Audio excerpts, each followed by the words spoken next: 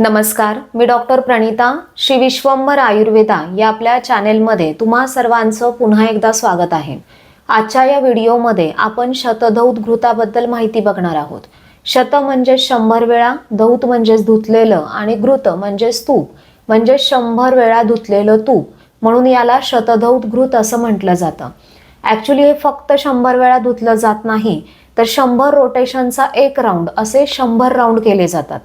म्हणजे 100 गुणिले 100 बरोबर 10,000 वेळा हे धुतलं जातं। म्हणून याला ग्रंथात काही ठिकाणी सहस्रधौत घृत असं देखील म्हटलेलं आहे।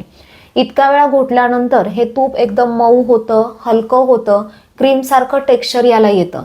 त्याच्यामुळे हे बाहेरून त्वचेला लावल्यानंतर त्वचेमध्ये याचं चांगलं ॲब्सॉर्प्शन होतं। याच्यामधले सूक्ष्म गुण म्हणजेच मायक्रो प्रॉपर्टीज वाढल्यामुळे त्वचेच्या आतल्या 7ही लेयर्सपर्यंत पोहोचून हे त्वचेचं पोषण करतं। आयुर्वेदामध्ये हजारो वर्षापूर्वी या शतधौत घृताचं वर्णन आलेलं आहे। त्वचेच्या वेगवेगळ्या आजारांमध्ये याचा उपयोग करायला सांगितलेला आहे। गर्भस्थापनेसाठी प्रेग्नन्सीमध्ये हे उपयोगी सांगितलेलं आहे। सुश्रुताचार्यांनी विषचिकित्सेमध्ये याचा वापर करायला सांगितलेला आहे। म्हणजेच काही थंड गुणाच्या विषनाशक वनस्पती आहेत, तर त्याच्यामध्ये हे शतधौत घृत मिसळून त्याचा लेप करायला सांगितलेला आहे, जेणेकरून त्या विषाचे परिणाम कमी होतील। इतकं हे शतधौत घृत इफेक्टिव्ह आहे। आजच्या या व्हिडिओमध्ये स्पेशली कॉस्मॅटिक्समध्ये शतधौत घृताला का इतकं महत्त्व आहे, एक बेस्ट मॉइश्चरायझर म्हणून, त्वचेचं तारुण्य टिकवून ठेवणारी अँटी एजिंग क्रीम म्हणून, त्यानंतर पिंपल्सचे, मुरमाचे, वांगाचे असे सर्व डाग घालवून स्किन टोन इक्वल ठेवणारी, त्वचा मऊ, मुलायम, तुकतुकीत, तजेलदार ठेवणारी क्रीम म्हणून तुम्ही शतधौत घृत का वापरावं, वेगवेगळ्या त्वचेच्या आजारामध्ये शतधौत घृताचा औषध म्हणून कसा वापर केला पाहिजे, तुम्ही घरच्या घरी शतधौत घृत कसं बनवू शकता, आम्ही आमच्या क्लिनिकमध्ये आमच्या पेशंटसाठी शतधौत घृत कसं बनवतो आणि शतधौत घृताचे फायदे काय काय आहेत, अशी सर्व माहिती आपण आजच्या या व्हिडिओमध्ये पाहणार आहोत। त्यामुळे संपूर्ण माहितीसाठी व्हिडिओ शेवटपर्यंत पहा। तुम्ही जर अजून चॅनलला सबस्क्राईब केलं नसेल तर जरूर करा। व्हिडिओ आवडला तर व्हिडिओला लाईक करा, शेअर करा आणि बाजूला बेल नोटिफिकेशनचं बटन आहे ते देखील दाबा, की ज्याच्यामुळे मी नवनवीन व्हिडिओज अपलोड केले की तुम्हाला पटकन समजेल।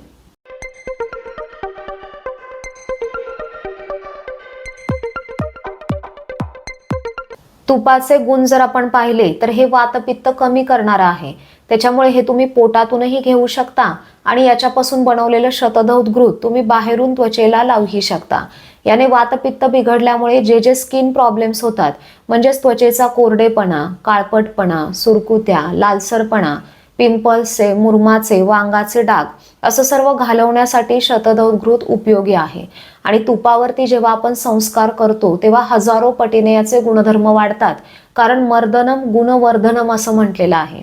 त्याच्यामुळे ज्यांना मेलाझ्मा, पिगमेंटेशन आहे, स्किन टोन इक्वल ठेवायचा आहे, ते इतर केमिकलयुक्त क्रीम वापरण्यापेक्षा शतधौत घृत वापरू शकतात। तूप हे थंड गुणाचं आहे। त्याच्यामुळे त्वचेवरती कुठे सनबर्न असेल, उष्णतेशी संबंधित स्किन प्रॉब्लेम्स असतील, आगाग होत असेल, भाजलेलं असेल, जखमा असतील किंवा जखमांचे मार्क असतील, तर ते सर्व शतधौत घृताने जातात। शतधौत घृत एक उत्कृष्ट मॉइश्चरायझर म्हणून काम करते। त्वचेच्या आतल्या लेयर्सपर्यंत पोहोचून त्वचेची लवचिकता सुधारते।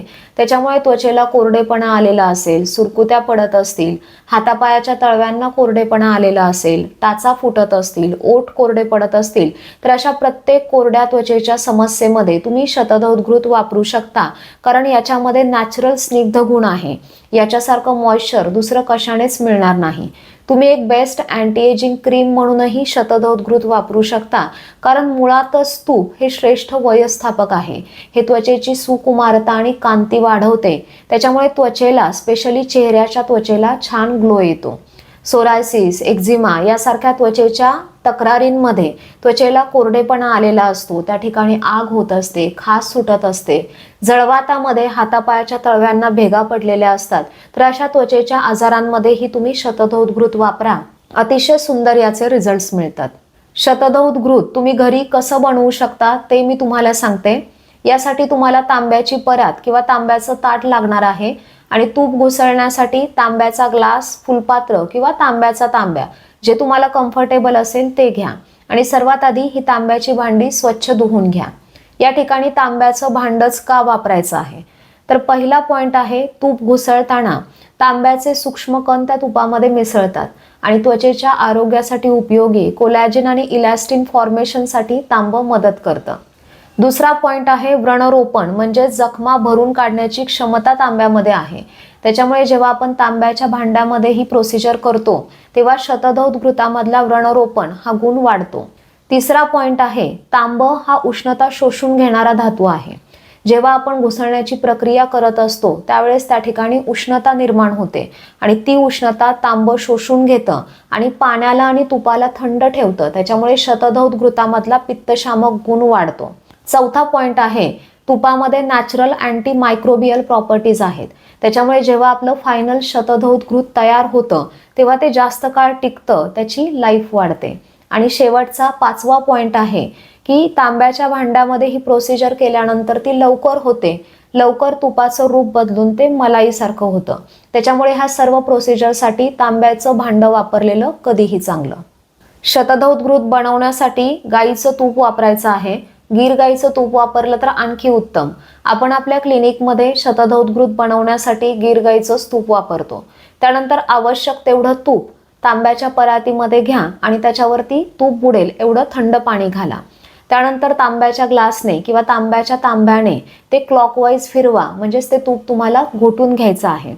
थोडासा तुपाचा रंग बदलल्यानंतर किंवा 100 रोटेशन झाल्यानंतर जुनं पाणी काढून टाका आणि नवीन पाणी घाला. अशाच प्रकारे 100 रोटेशनचा एक राऊंड असं 100 वेळा म्हणजेच 10,000 वेळा तुम्हाला हे तूप धुवून घ्यायचं आहे. ह्या प्रोसिजरसाठी बरेच तास लागतात. त्यानंतर एकदम हलकी मऊ लोण्यासारखी क्रीम तयार होते. ही प्रोसिजर सुरू असताना ज्या देवावरती तुमची श्रद्धा आहे तो मंत्रजाप बाजूला मोबाईलवरती लावून ठेवा किंवा तोंडाने म्हणा. याने शतधौत घृताचे गुणधर्म आणखी वाढतात. बाहेर मार्केटमध्ये तुम्हाला वेगवेगळ्या कंपन्यांचं शतधौत घृत मिळेल, पण ते याच पद्धतीने शांतपणे पेशन्सली बनवलं असेल की नाही माहीत नाही. बऱ्याच वेळा हे मशीनवरती बनवलं जातं, त्याच्यामुळे त्या शतधौत घृताच्या गुणधर्माविषयी आपण काहीच बोलू शकत नाही. त्याच्यामुळे बेस्ट आहे की तुम्ही स्वतः घरी बनवा किंवा चांगल्या वैद्यांकडून शतधौत घृत बनवून घ्या. आता आपण आपल्या क्लिनिकमध्ये आपल्या पेशंटसाठी शतधौत घृत कसं बनवतो, तर आत्ता सांगितल्याप्रमाणेच शुद्ध शास्त्रोक्त ग्रंथोक्त पद्धतीने शतधौत घृत आपण आपल्या क्लिनिकमध्ये आपल्या पेशंटसाठी बनवतो. फक्त या ठिकाणी ज्या साध्या पाण्याने आपण शतधौत घृत धुवायला सांगितलेलं आहे त्याच्याऐवजी आपण औषधी काढ्याचा वापर करतो. म्हणजेच मंजिष्ठा, ज्येष्ठमध, हळद, चंदन, लोध्र आणि केशर ह्या वनस्पतींचा ग्रंथोक्त पद्धतीने काढा बनवून तो गाळून थंड केला जातो आणि त्या काढ्याच्या साहाय्याने आपण शतधौत घृत आपल्या क्लिनिकमध्ये आपल्या पेशंटसाठी बनवतो. ह्या सर्व वनस्पती त्वचेच्या आजारामध्ये अतिशय उपयुक्त आहेत. वर्ण्य आहेत म्हणजेच रंग उजळायला मदत करतात. ब्लड सर्क्युलेशन सुधारून रक्त शुद्धी करून रक्ताची क्वालिटी सुधारतात. त्वचेच्या ठिकाणी असलेली सूज, लालसरपणा, आग, खाज, जखमा हे सर्व बरं करण्यामध्ये ह्या वनस्पतींचा खूप मोठा रोल आहे. त्याच्यामुळे जेव्हा ह्या वनस्पतींच्या काढ्याने शतधौत घृत बनवलं जातं तेव्हा त्या वनस्पतींचे गुणधर्म त्या शतधौत घृतामध्ये येतात आणि याचे आणखी सुंदर रिझल्ट्स आपल्याला बघायला मिळतात. या ठिकाणी आपण केमिकल्स, प्रिझर्वेटिव्स, फ्रेग्रन्स अशा कोणत्याच गोष्टीचा अजिबात वापर करत नाही. एकदम शुद्ध आयुर्वेदिक ग्रंथोक्त पद्धतीने हे शतधौत घृत आपण आपल्या क्लिनिकमध्ये आपल्या पेशंटसाठी बनवतो. अगदी लहान बाळांपासून ते वयोवृद्धांपर्यंत सर्वांसाठी हे सेफ आहे. वेगवेगळे स्किन प्रॉब्लेम असणाऱ्या किंवा पिगमेंटेशन असणाऱ्या माझ्या पेशंटने हे शतधौत घृत वापरलेलं आहे. एक ब्युटी क्रीम म्हणून बरेच पेशंट माझ्याकडून हे घेऊन जातात.